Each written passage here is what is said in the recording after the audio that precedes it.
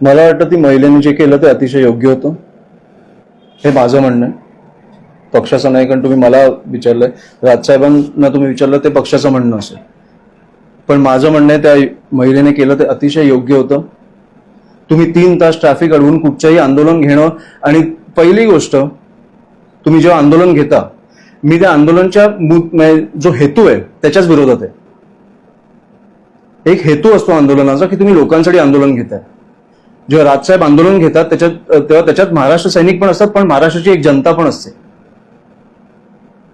त्याच्यामुळे खूप महत्वाच्या विषयावर आंदोलन घेतलं जातं. हे जे आंदोलन आहे हे त्यांना पचवता नाही आलंय की भाजप हरलीय, एक पक्ष हरलाय, आणि याच्यात काही मोठी गोष्ट नाहीये. तुम्ही एक सत्ताधारी पक्ष असतो, एक विरोधक पक्ष असतो.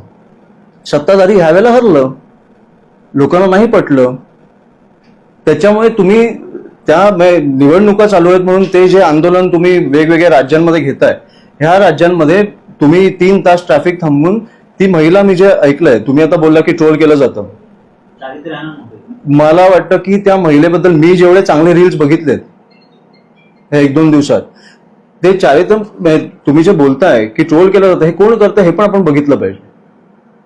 त्यांना तिकडे काही बोलता नाही आलं आंदोलनामध्ये भाजपच्या लोकांना, म्हणून ते ट्रोल करताय, कारण त्यांना कळलं की ती महिला बरोबर बोलत होती.